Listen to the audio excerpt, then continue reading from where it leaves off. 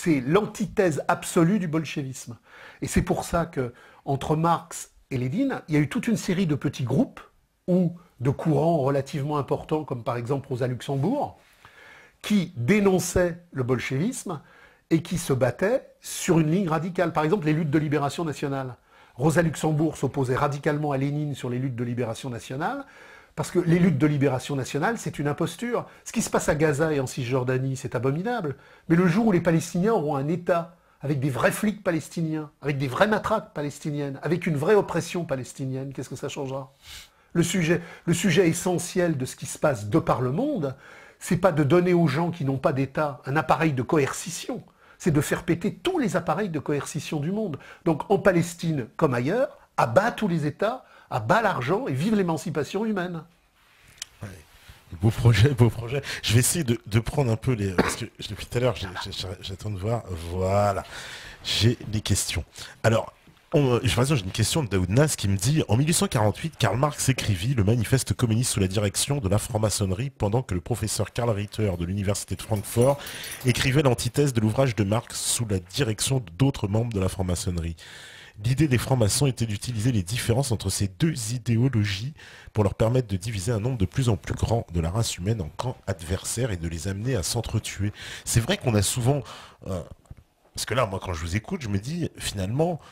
La guerre froide qu'on nous a vendue pendant des années, donc l'espèce d'opposition entre justement un système pseudo-capitaliste et en fait un système qui se dit communiste mais qui est un capitalisme d'État en fait. Donc en fait, si j'ai envie de dire, c'est la même pièce avec c'est les deux faces de la même pièce. Et quand il y a la commune de Budapest en 1956, ces deux bras complémentaires écrasent le prolétariat combattant de Budapest qui se bat sur des bases radicales.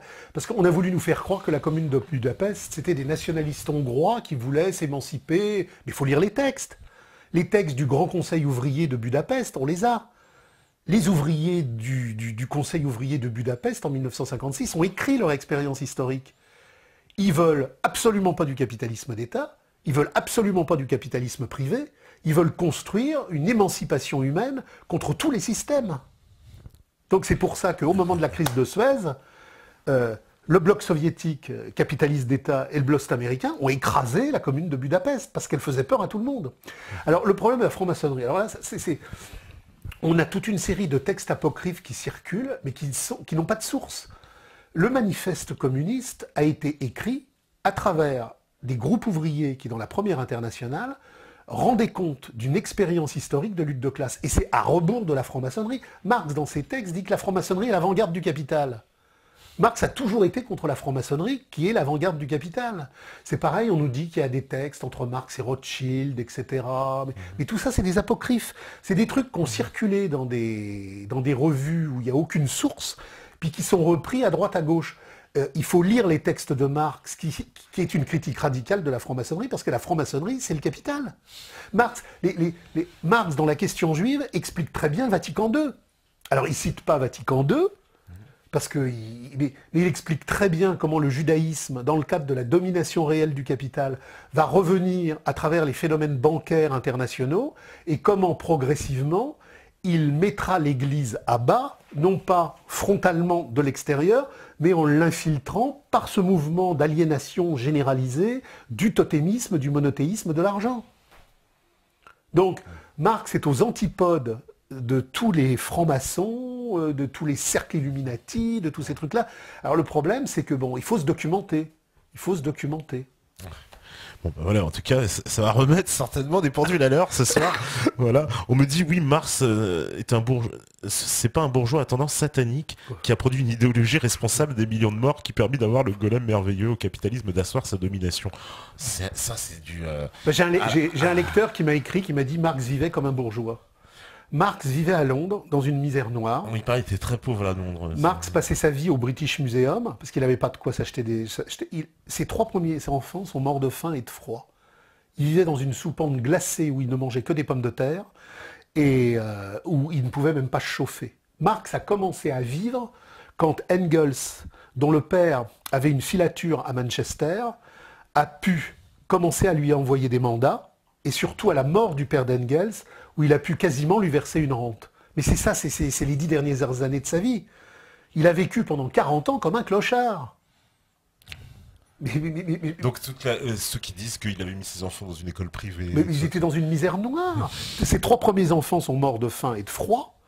Et grâce à l'argent du père d'Engels, à la fin de sa vie, ils ont eu un petit pavillon où ils ont pu vivre mais très très modestement. Mais 40 années de misère noire.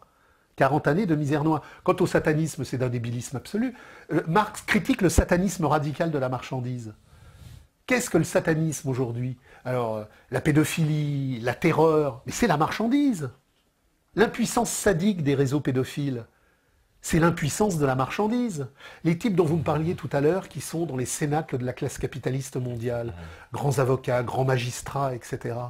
Dans la pathologie d'impuissance, il n'y a plus qu'une seule chose qui peut permettre l'évolution érotique, c'est la souffrance de l'autre. C'est ça le satanisme de la marchandise. Il n'y a pas ça dans les communautés primitives. Et Marx et Engels font tout un travail sur les pathologies de la communauté organique, qui sont quasiment inexistantes, et les pathologies de la société de l'avoir. Pourquoi? Quand un enfant naît dans une communauté primitive, il est d'emblée accueilli dans une harmonie gigantesque. Quand vous voyez le film Danse avec les loups, bon, c'est un film qui est quand même relativement hollywoodien, mais on voit bien l'épanouissement généralisé du groupe. Aujourd'hui, quand un enfant naît, il est jeté dans le traumatisme, les dépossessions, les pathologies de la famille. Il devient un enjeu complètement délirant. Aujourd'hui, tout le monde veut un enfant. Même les homosexuels veulent un enfant, parce que c'est le dernier refuge du vide absolu. Donc, avoir un enfant dans une communauté ou avoir un enfant dans la société, c'est complètement différent. Tout est différent. Non, mais ça, c'est une bonne explication. On me dit le bolchevisme, c'est quand même de l'anti-religieux. Ben oui. Le bolchevisme se situe. On peut parler de philosophie alors, athée. Le problème, c'est qu'il faut faire l'opposition entre le sacral et le sacré. Dans la communauté organique, il n'y a pas de sacré parce qu'il n'y a pas de profane. Je n'ai du sacré que là où j'ai du profane. Dans la communauté organique, il n'y a pas de division. Tout est sacral. Quand vous voyez Danse avec les loups, chasser le bison est sacral. Faire l'amour est sacral. Cueillir une fleur est sacral. Laver son linge est sacral.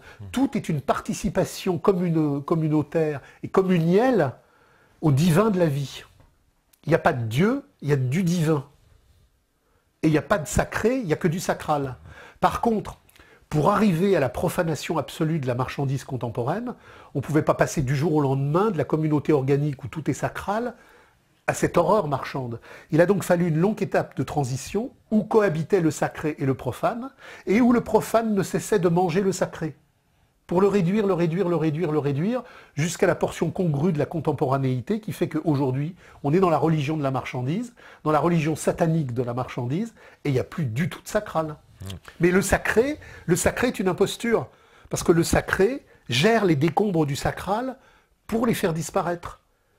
C'est toute l'opposition entre le Christ et l'Église.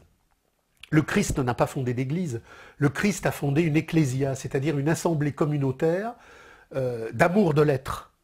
Vous ne trouverez jamais dans les paroles du Christ l'apologie d'une structure épiscopale, institutionnelle, étatique, para-étatique. Le Christ est un insurrectionnaire.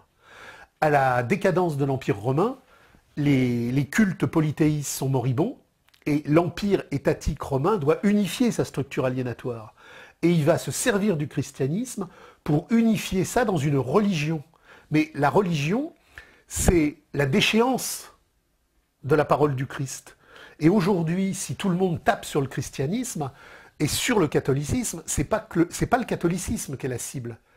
C'est que la puissance du Christ est tellement forte que même dans le carcan d'une église qui l'a aseptisée, il continue de suer sa luminosité. Donc quand on tape sur l'Église, c'est pas sur l'Église qu'on tape, c'est sur le Christ. L'Église l'a déjà vendu 100 fois. L'Église, c'est-à-dire que l'Église... C'est un appareil d'État, l'Église. Voilà, c'est exactement. Donc on peut comparer le même principe on va dire que l'ingénierie qu'exerce l'État sur la société, c'est la même chose avec l'Église et la communauté de religieux. Mais alors sur l'ingénierie, il faut voir que l'ingénierie n'a pas d'histoire autonome. L'ingénierie sociale, ça n'existe pas. Ou plus exactement, ça n'existe qu'en tant qu'appendice du fétichisme de la marchandise. Il n'y a pas un jour des techniciens de l'ingénierie sociale qu'on dit « Ah ben on va créer un super appareil de contrôle ». C'est immanent au fétichisme de la marchandise. C'est comme le terrorisme. Les attentats du 11 septembre, c'est immanent au despotisme aliénatoire de la marchandise qui se répand. Alors il y a bien évidemment des agents actifs qui théorisent, qui organisent la pratique, mais ils ne sont que des effets consécutifs de l'immanence aliénatoire. Alors, on va faire une petite pause parce que je vois que c'est l'heure. Il y a une pause ? Oui, il y en a deux. On va boire un verre. Eh ben voilà, exactement, on va boire un verre et comme ça, on va reprendre ensuite les questions parce que je sais quoi, il y en a plein. Vous êtes tellement nombreux à être connectés que j'ai du mal moi-même à me connecter. C'est pour vous dire. Si on pédale, peut-être. Ouais, peut-être ça ira mieux. En tout cas, la régie elle est prête, donc on fait la petite transition, petite pause et puis on revient juste après. À vous la régie. Voilà, donc de retour. Toujours sur la libre antenne, c'est la saison 2 et on est toujours avec Francis Cousin. Alors, il y a pas mal de questions, évidemment, de réactions. Voilà, on me dit par exemple... la conférence. Voilà, il fait une conférence titrée « Le communisme comme tradition primordiale » que j'ai vue. Et là, je tique, ça fait nouvelle spiritualité qui les éloigne justement de la tradition primordiale. C'est Opossum qui dit ça. Alors le problème, c'est que le concept de tradition primordiale, à travers toute une série de courants gnostiques, ésotériques, évoliens ou de différents types, est parti dans un cheminement hiérarchiste, chéfiste, initiation. C'est-à-dire, il y a des gens qui sont dépositaires d'une tradition, il y a l'ésotérisme, il y a l'ésotérisme. Pour Marx et pour la réalité historique, c'est pas du tout ça la tradition primordiale. La tradition primordiale, c'est cette aspiration invariante, sacrale, radicale, générique, qui depuis que nous avons été dépossédés de notre être par la révolution néolithique, il y a cependant en nous quelque chose qui subsiste en chacun d'entre nous et qui fait que nous sommes dans l'insatisfaction de ce monde. La tradition primordiale, primordialus, c'est ce qui est important, mais c'est en même temps ce qui est au début. Donc le primordial est le début, et le primordial est l'essentiel. Qu'est-ce que l'essentiel et qu'est-ce que le début? C'est que pendant des millénaires, nous avons vécu en communauté organique, sans État, sans argent, sans exploitation, sans pathologie mentale, dans un épanouissement, comme on le voit, je le disais tout à l'heure, dans Danse avec les loups, et qu'à partir du moment où la civilisation s'est mise en marche, elle n'a pas simplement brisé le rapport de l'homme à la nature, le rapport de l'homme à l'homme, mais elle a scissionné l'homme en lui-même. Et donc depuis, le déploiement historique, c'est celui d'une gigantesque pathologie de dépossession, de dessaisissement. Mais la tradition primordiale n'est pas une spiritualité. Pourquoi ? Parce que la spiritualité rentre dans une division du travail sacré-profane. Il faut sortir de cette imposture, abat le sacré, abat le profane, qui sont des séquences aliénatoires complémentaires pour dépouiller le sacral. Donc au nom du sacral, qui est l'unité organique du tout absolu, ce que nous ont appris Héraclite et Parménide et les présocratiques, c'est-à-dire que le sacral est le tout du monde. À partir de Socrate, à partir de Platon, à partir d'Aristote, on va diviser le monde en séquences aliénatoires. Il y aura la rhétorique, il y aura la politique, il y aura les mathématiques, il y aura l'esthétique. Aujourd'hui, on nous présente ça dans le crétinisme universitaire de la marchandise comme une richesse. C'est un appauvrissement. Tout ce qui produit des expertises, des spécialités, des cristallisations, c'est une névrose de coupure, de séquence, de séparation, de division, de clivage.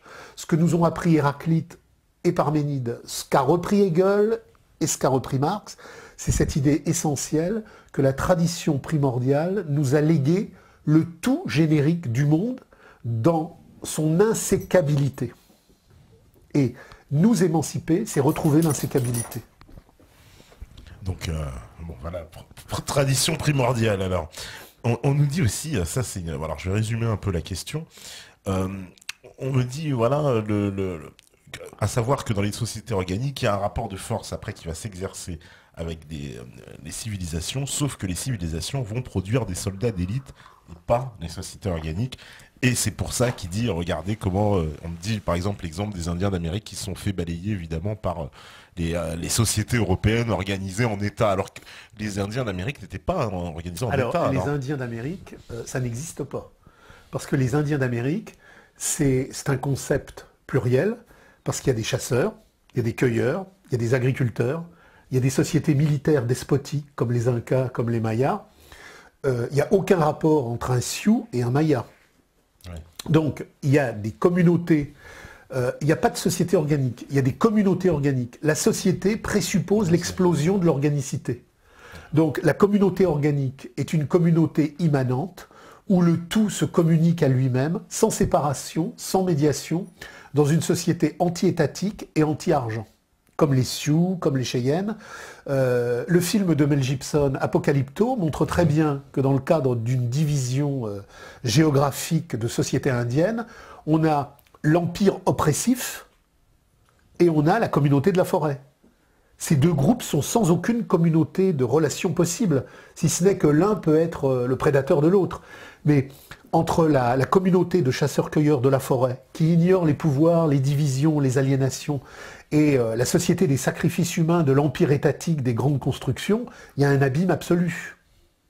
Donc, quand les Européens ont découvert le Nouveau Monde, ils ont découvert des nouveaux mondes. Il y avait des sociétés despotiques comme les Incas, comme les Mayas, comme les Toltecs, comme les Zapotèques, qui vivaient, entre guillemets, dans le despotisme oriental qu'on rencontre en Inde, en Chine ou en Égypte, ce que Marx appelle les sociétés hydrauliques, c'est-à-dire que à partir du moment où les communautés primaires, après la révolution néolithique, se sont dissous, se sont créés des empires étatiques qui étaient les grands agents hydrauliques de l'irrigation de la grande communauté étatique. C'est-à-dire que quand on passe à l'irrigation intensive, il faut créer une structure étatique. Et tous ces grands empires architecturaux sont des sociétés hydrauliques, le Nil, le Gange, etc. Donc, il n'y a aucune commune mesure entre les Sioux, les Cheyennes, les Guayaquis dans la forêt amazonienne et les Incas. Et donc, on a des mondes indiens qui d'ailleurs se font la guerre et qui n'ont rien à voir, qui correspondent à des degrés divers et diversifiés du devenir de l'aliénation historique universelle. D'accord, donc il y en a qui sont déjà en fait très avancés, voilà. Et d'autres qui sont plus, on va dire... Mais les plus archaïques, c'est les chasseurs-cueilleurs des plaines, c'est-à-dire les Sioux, les Cheyennes, les Cris, les Abénakis. Par contre, les Navarros sont déjà aux portes de l'agriculture, et puis toutes les sociétés guatémaltèques, elles, sont déjà rentrées dans une civilisation étatique. Oui. D'ailleurs, est-ce qu'il semble... Alors, c'est que, je ne sais pas si historiquement ça se vaut, mais c'est que justement les communautés d'Amérique du Nord, elles ont fui petit à petit justement ces grands empires centraux pour... Il y avait constamment, entre guillemets, une aspiration à vivre l'humain et à sortir de cela. D'ailleurs, la conquête espagnole n'aurait pas été possible si les sociétés et les communautés indiennes n'avaient pas été si divisées. Cortés, quand il met en marche son armée, il a 60 mousquets et 20 chevaux, mais il a 6000 piétons indiens. Oui. Oui, ça on l'a su maintenant, mais ils avaient trafiqué un peu, ils avaient trafiqué un petit peu l'histoire.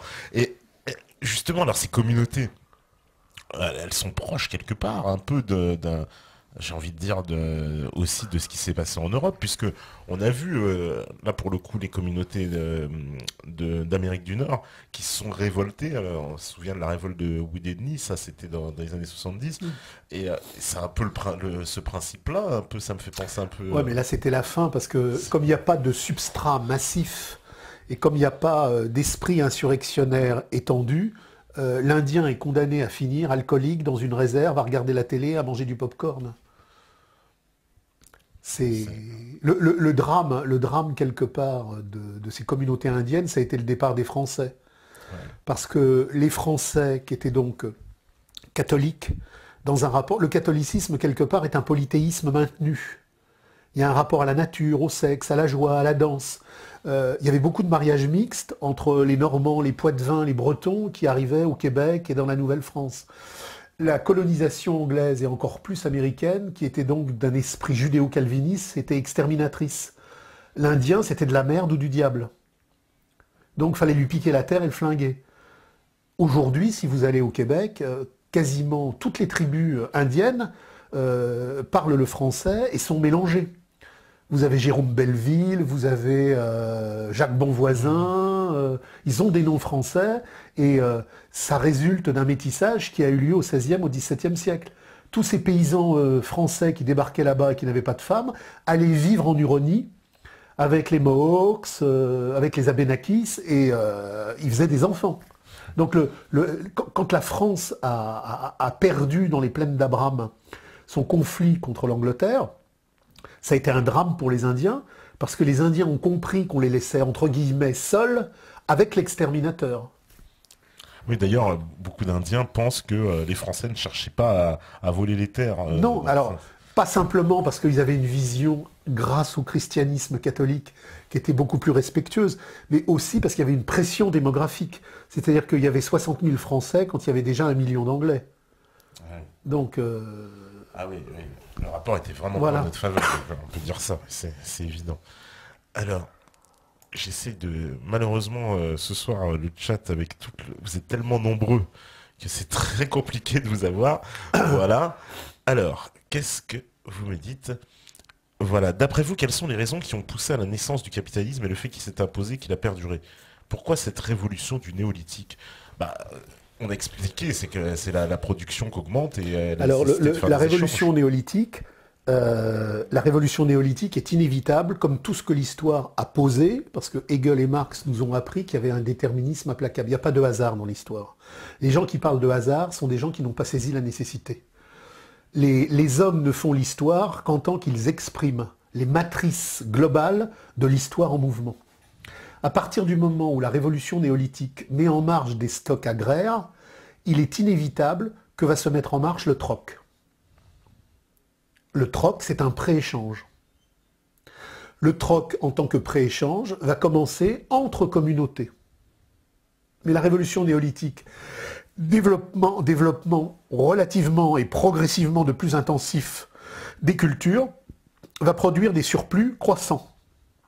Et donc, à partir de ce moment-là, le troc, puis l'échange, qui avait lieu de communauté à communauté, vont ricocher à l'intérieur de la communauté. Ah, parce qu'on n'échangeait pas dans la communauté. On n'échangeait pas dans la communauté. On échangeait, de communauté à communauté. Moi, je fabrique du bois, je vais échanger contre des pots. Voilà. Et à partir d'un certain degré de déliquescence, ce que montre très bien Engels dans l'origine de la famille et de la propriété, ce ricochet va devenir férocement déstructurateur.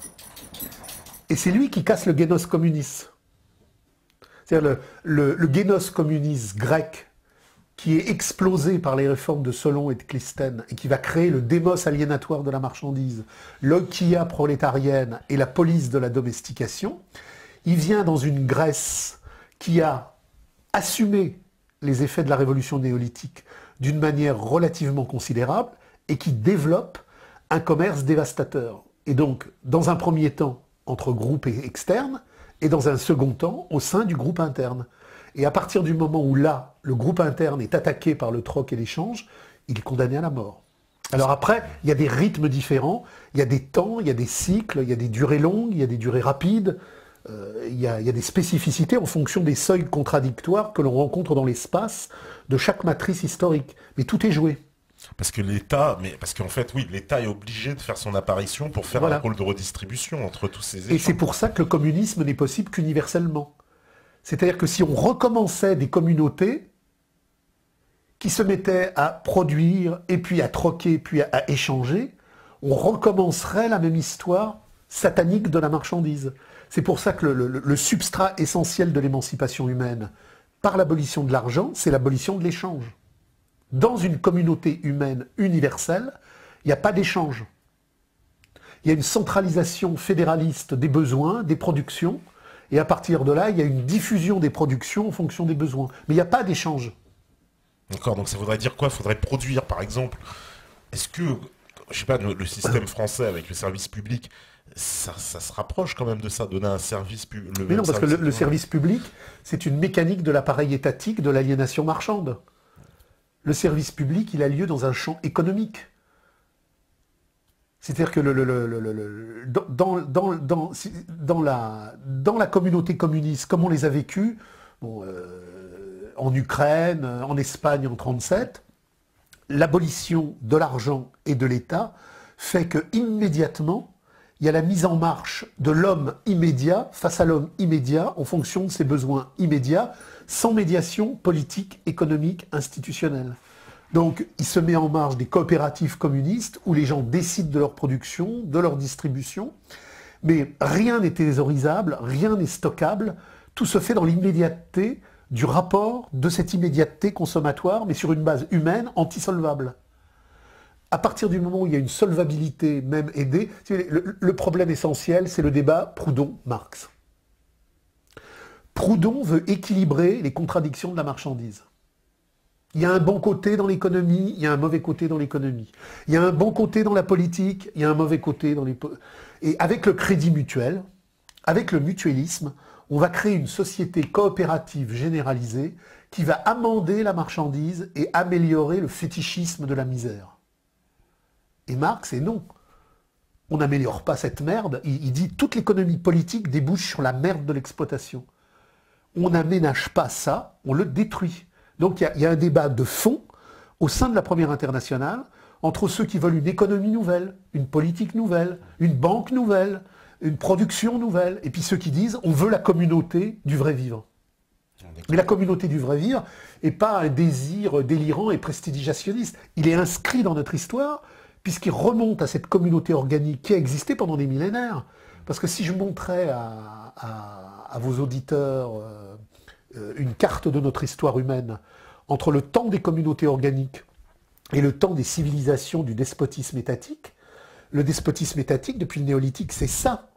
Par contre, les communautés organiques, c'est ça, c'est ça, c'est ça. C'est notre substrat des profondeurs. La révolution néolithique, elle a eu lieu il y a très peu de temps. Parce que c'était encore le cas, par exemple, les aborigènes, on peut dire, oui, bien sûr. Ils vivaient encore avant... Et alors, il y avait encore des communautés de chasseurs-cueilleurs paléolithiques au siècle dernier.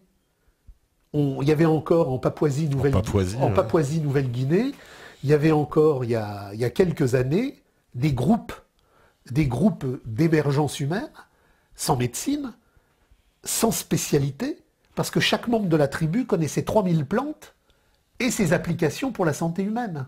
Il n'y a pas de médecin. J'ai pas besoin de médecin. Mais non, c'est-à-dire que tout ce qu'on nous présente comme richesse et pauvreté, tout ce qu'on nous présente comme vérité et fausseté, tout doit se lire à l'envers. C'est pour ça que Marx, dans les manuscrits de 1944, ce que j'ai repris dans le livre La critique de la société de l'indistinction, dit « La liberté démocratique de l'asservissement à la marchandise est une indistinction généralisée où tout s'écrit à l'envers.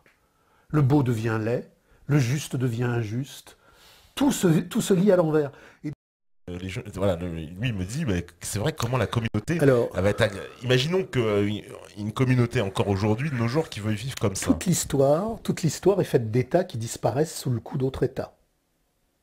Et le problème a été posé lors de la Commune de Paris, dans le débat entre Marx et Blanqui.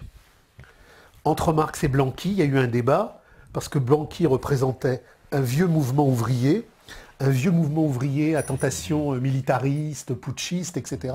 Et les blanquistes considéraient que la Commune de Paris avait échoué parce qu'elle était insuffisamment organisée, insuffisamment militarisée et insuffisamment professionnalisée. Ça, c'est le petit bout de la lorgnette aliénatoire des visions séparées.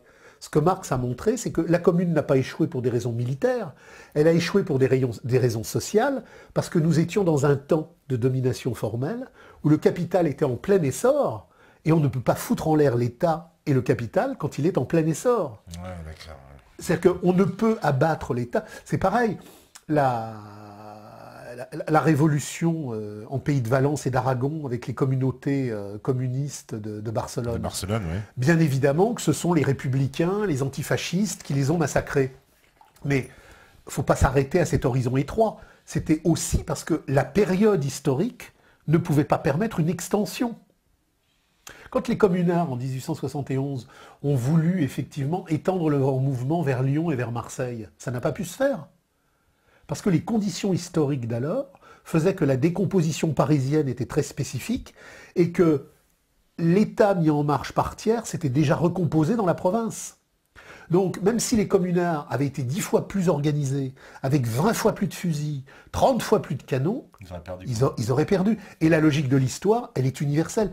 Napoléon, à Waterloo, aurait pu effectivement gagner si Grouchy avait été, je dirais, plus proche et s'il avait exécuté les directives de Napoléon d'une manière plus pointue. Mais Napoléon aurait perdu le mois suivant. L'idée que les hommes peuvent retourner l'histoire est une imposture narcissique d'impuissance. Les gens veulent être virilistes, musclés, forts. Ils veulent montrer que l'histoire, ils peuvent la faire. Mais c'est un fantasme.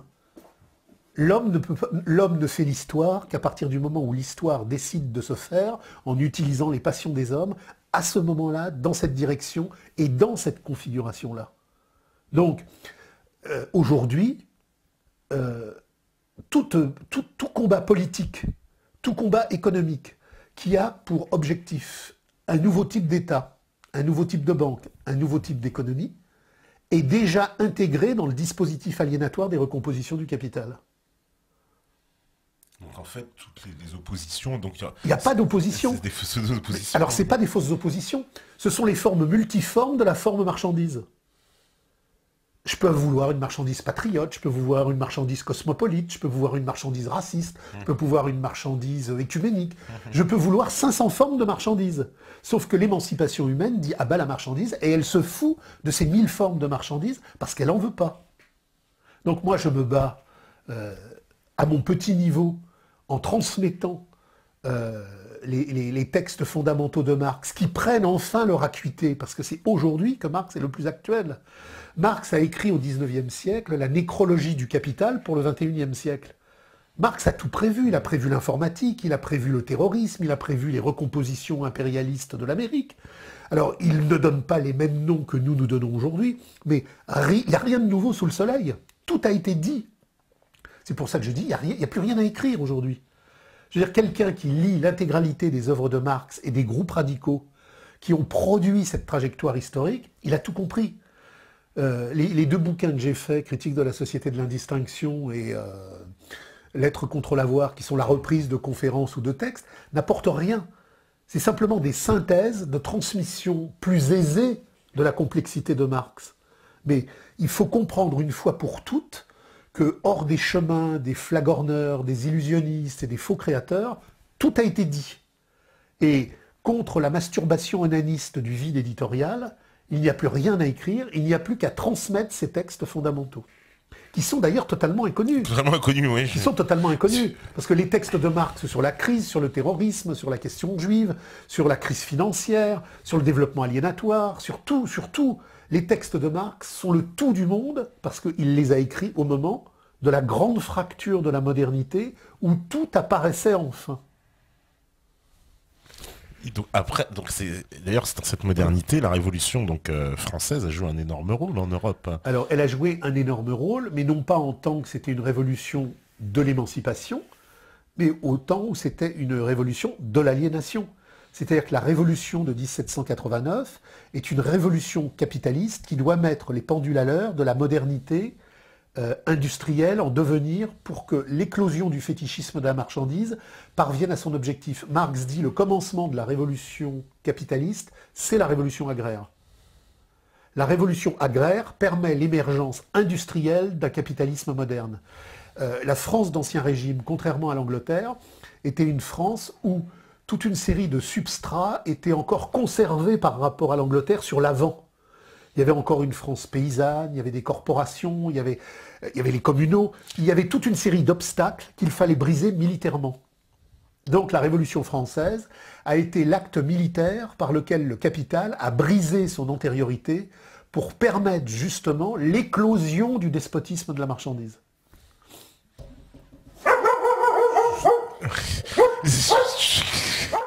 Voilà, donc de retour, après ce petit problème technique, normalement c'est rétabli. Alors, il y a une question, alors ça c'est vrai, autant la poser tout de suite. On me dit, le cœur du problème ne serait-il pas justement la question juive, qui est le dénominateur commun à l'histoire de l'homme? D'autant que, comme le rappelle l'invité, Marx, qui est supposé avoir écrit sur tout, a établi un chapitre sur la question juive. Pourquoi elle en particulier? Oui, c'est vrai que Marx, il a parlé de ça. Marx n'a pas écrit un chapitre, il a écrit un ouvrage, qui est un ouvrage décisif, puisque c'est le préambule méthodologique à ce qui va produire l'éclosion de la critique de l'économie politique, puis du capital. Bon, Marx a écrit une question juive, il n'a pas écrit une question bouddhiste ou une question hindouiste. C'est donc qu'il y a, dans la méthodologie révolutionnaire des luttes de classe pour l'émancipation humaine, un problème particulier sur cette question. Alors, d'abord, Marx nous explique que la question juive n'est pas une question raciale. C'est pas une question raciale. Un juif polonais n'a strictement rien à voir avec un juif de Marrakech. Donc, nous parler de la question juive comme une problématique raciste, c'est une imposture, dans un sens comme dans l'autre. Ensuite, la question religieuse, c'est aussi une imposture. Il y a plein de juifs qui se disent athées, et qui pourtant se disent juifs. Oui, Attali et BHL, voilà. on les cite. Donc, Marx, dans son rapport méthodologique préliminaire à la critique de l'économie politique, écrit une question juive, parce qu'il fait de la question juive un des cœurs sensibles de l'évolution historique et stratégique du devenir de la marchandise.